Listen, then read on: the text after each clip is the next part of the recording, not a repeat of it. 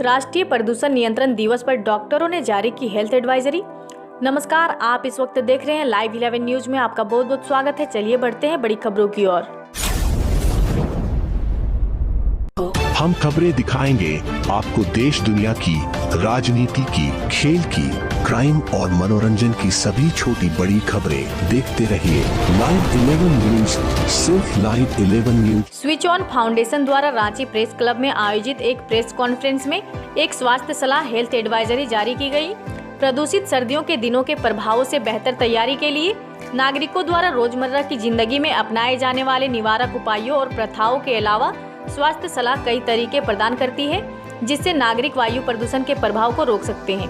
Press conference में भाग लेने वाले डॉक्टरों ने सभी हितधारकों से इस समस्या की भयावहता को समझने का आह्वान किया। आइए ले चलते हैं आपको इस वक्त प्रेस कॉन्फ्रेंस में हमारे स्टेट ब्यूरो डॉक्टर धीरज के साथ जुड़ते हैं। प्रेस वार्ता आज किस उद्देश्य से रखा गया, ये बताएं। ये इस उद्देश्य से रखा गया है कि जो नेशनल एयर पॉल्यूशन कंट्रोल दिवस है, हमें अपने आसपास जितने भी वातावरण में पॉल्यूशन हो रहे हैं, जिसकी वजह से जितनों भी हानिकारक हमारे हेल्थ पे प्रभाव पड़ रहा है, उस विषय में लोगों को और पब्लिक को अवगत करना और उसके विषय में किस तरह से हम कदम उठाएं ताकि हमारे हेल्थ पे जो दुष्परिणाम पॉल्यूशन की वजह से पड़ रहा है उसको रोका जा सके जल्दी से जल्दी। और हमारा जो एनकैप का टारगेट है 40% reduction in particulate matter 2.5 micron का, उसको भी कैसे 2026 तक हम लोग उस संदर्भ में पहुँचें। और ख़ासकर राज्य झारखंड में हम पॉल्यूशन से किस तरह से अपने आप को बचा सकते हैं। ये एक ऐसा दुश्मन है जो थोड़ा तो दिखता है, पूरी तरह से दिखता नहीं है, इंडोलेंट है, लोगों को पता ही नहीं होता। और आपको आज की डेट में मैं बताऊं, अभी जो रिसेंट स्टडीज़ हैं वो बताती हैं कि पूरे विश्व में 2.2 ईयर्स ऑफ लाइफ एक्सपेक्टेंसी, मतलब कि हमारा जो जीवन जिंदा रहने की जो अवधि होती है उनमें से 2.2 साल वो पॉल्यूशन लेके जा रहा है। और भारत में जो सबसे ज़्यादा प्रदूषित प्रांत जैसे दिल्ली, वहाँ 10 साल घट रहा है लोगों का, और अन्य राज्यों में जैसे हमारा राज्य है 5 साल घट रहा है। तो ये इतना ज़्यादा इस पे हमारे हेल्थ के ऊपर इसका दुष्परिणाम पड़ रहा है। मेजर इम्पैक्ट क्या है डॉक्टर, आपको बताया आपने एयर पॉल्यूशन का? मेजर इम्पैक्ट आप शुरू से ही देख लें। बच्चा जब गर्भ में रहता है तभी pre mature death, still birth प्रदूषण की वजह से होता भी है तो लो बर्थ बेबी, जिनका कि आप इन्फेंट मोर्टालिटी रेट बढ़ जाता है। फिर जैसे जैसे वो बड़ा होता है तो लंग का विकास, उसमें भी कमी आती है, लंग मैचुरेशन में प्रॉब्लम होता है, अस्थमा हो सकता है पेशेंट्स को प्रदूषण की वजह से। थोड़ा और होगा तो आप अगर देखेंगे तो उसकी वजह से आपका हेयर फॉल, शुरुआत में ही आप देखेंगे हेयर फॉल प्रदूषण की वजह से, पोषण ठीक से नहीं मिलता है। आगे जाएंगे तो कार्डियोवास्कुलर हेल्थ रिस्क और लंग कैंसर, आपको तो पता ही है सभी को।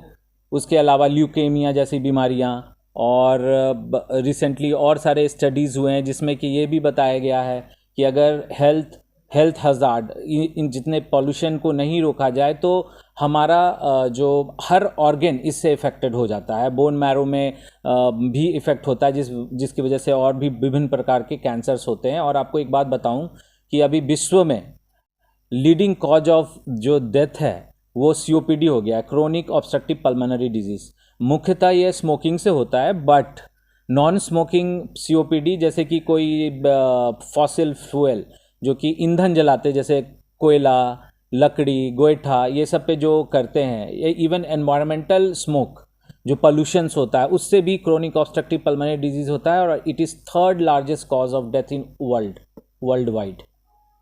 इसके प्रिवेंशन के लिए क्या कुछ महत्वपूर्ण कदम उठाए जाने चाहिए? प्रिवेंशन के लिए देखिए, अब पहले तो हमें ही पहल करनी चाहिए। सबसे आपको पता है कि पॉल्यूशन जो है मुख्यतः फॉसिल फ्यूल के बर्न होने से होता है।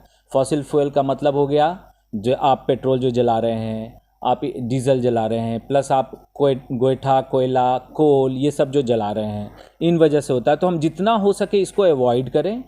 और दूसरी बात है कि जैसे अब दिवाली आती है तो हम क्रैकर्स बर्स्ट करते हैं, उसको भी थोड़ा हम उस पर लगाम लगा सकते हैं। जो भी बाहर आप पत्ता, कूड़ा, ये सब इकट्ठा करते हैं उसको आप दफना दीजिए, इंस्टेड कि आप उसको जलाइए। जलाने से वो प्रदूषण कॉज करता है। प्लस हमें भी, और ये तो हमारे लेवल की बात हुई, गवर्नमेंट लेवल की बात ये होती है कि हमें ना ई व्हीकल का फैसिलिटी सबको देना चाहिए। साइकिल ट्रैक होनी चाहिए, होती ही नहीं है तो लोग चलेंगे ही नहीं, साइकिल ट्रैक का इस्तेमाल नहीं करेंगे। और जितने भी पावर हैं और जो भी नॉर्मल यूज़ करने वाले चीज़ है वहाँ पे हम ना सोलार पावर का इस्तेमाल कर सकते हैं, विंड पावर का इस्तेमाल कर सकते हैं। क्योंकि अगर आप कहेंगे कि हम इंडक्शन कुकिंग करते हैं तो इंडक्शन कहाँ से आएगा? इलेक्ट्रिसिटी से आएगा। इलेक्ट्रिसिटी कहाँ से आएगा?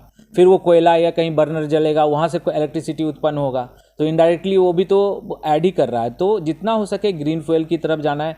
प्लस जो इंडस्ट्रियल फ्यूल है, इंडस्ट्रियल एक्सपोजर और जो वो प्रदूषण वातावरण में फैल रहा है उसके प्रति तो आप नहीं लगाम लगा सकते हो, तो गवर्नमेंट का गाइडलाइन होना चाहिए। प्लस एक व्हीकल, मोस्टली आप देखते हैं कि कार में जो है प्रदूषण सर्टिफिकेट रिक्वायर्ड है, लेकिन बाइक वालों का नहीं होता है चेक।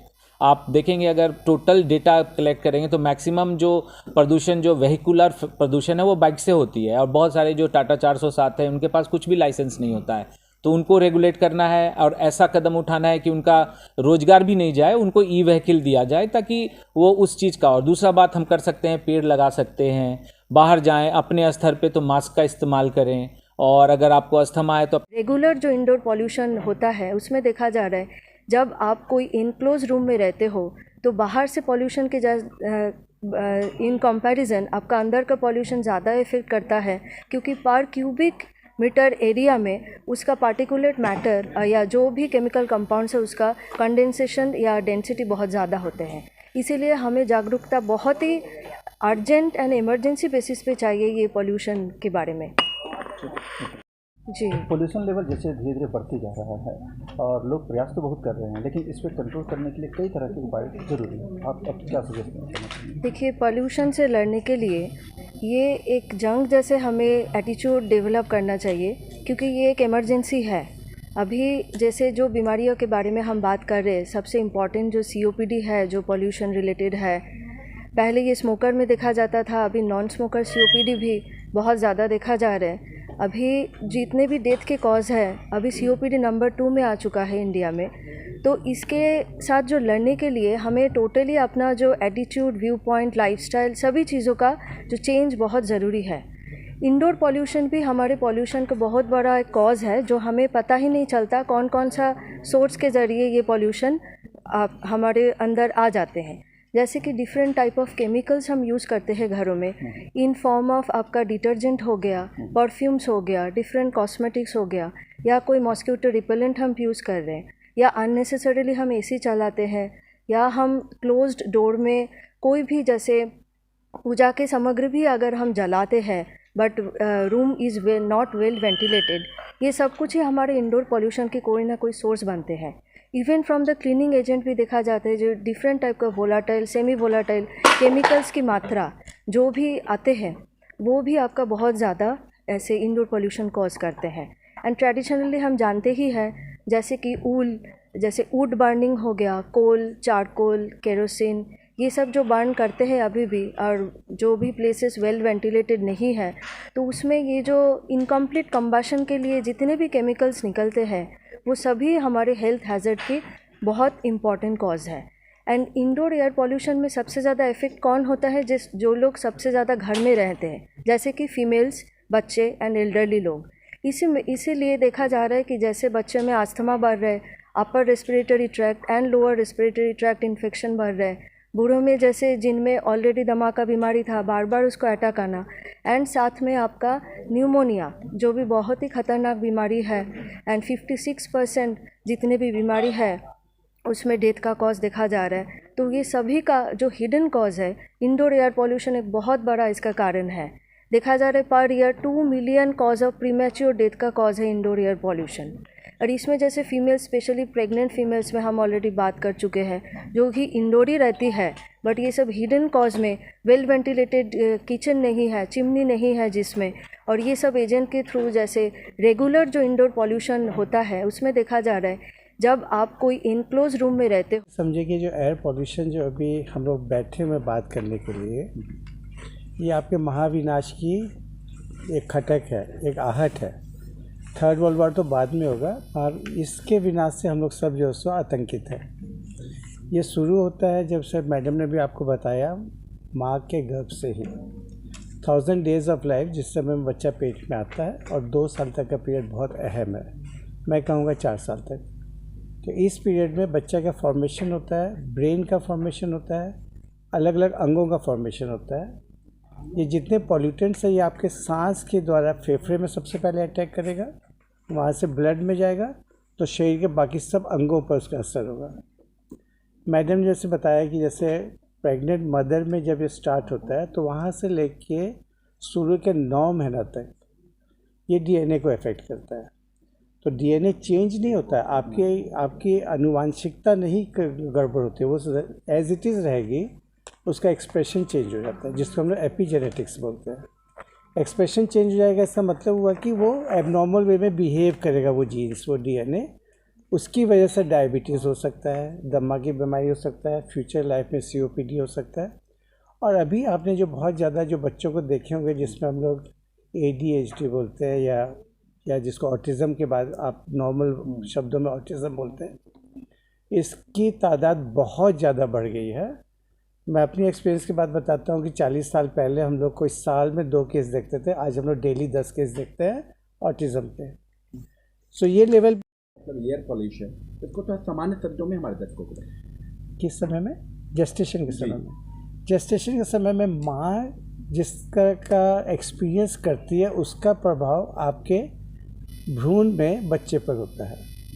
अब माँ का अगर पॉल्यूशन के द्वारा माँ को अगर मान लीजिए कि इरिटेबिलिटी हो रहा है, ब्लड प्रेशर बढ़ रहा है, उसको जो सो सांस में तकलीफ़ें हो रही है, तो उसका प्रभाव माँ के गर्भ में पल रहे बच्चे पर भी होता है। और उसके डीएनए जो सो उसका एक्सप्रेशन चेंज होता है, डीएनए की जो सो उसका ऊपर का हम लोग जो बोलते हैं फ्लफीनेस कम होने लगता है, तो वो जो सो ज़्यादा छितरा जाता है, छितराता है तो उसका जो सो एक्सप्रेशन कम होने लगता है। तो वो जो सो आगे चल के जिसको हम लोग बोलते हैं मैच्योरिटी ऑनसेट डिजीज़, शुरू में बच्चे में नहीं पता चलता है, कुछ सालों के बाद उसमें कई तरह की बीमारियाँ हमने कंट्रोल नहीं किया तो डैमेज होते चल जाता है, बाद में COPD डेवलप होता है। डैमेज की मतलब कि विकरालता ये है कि जब मैं आपको बताऊं कि उसकी जो बाल से भी मतलब कि 1/4 हिस्से के जितनी नलियाँ होती हैं जिसमें हवा घुसती है वो मोटी होने लगती है, और उसका ल्यूमन जो सो करीबन आने वाले सालों में आधा हो जाता है साइज़। आधा ल्यूमन जब साइज़ होता है तो आपको सांस लेने की जो आपकी जो सांस की जो प्रक्रिया और आपकी जो मेहनत है वो 16 गुना बढ़ जाती है।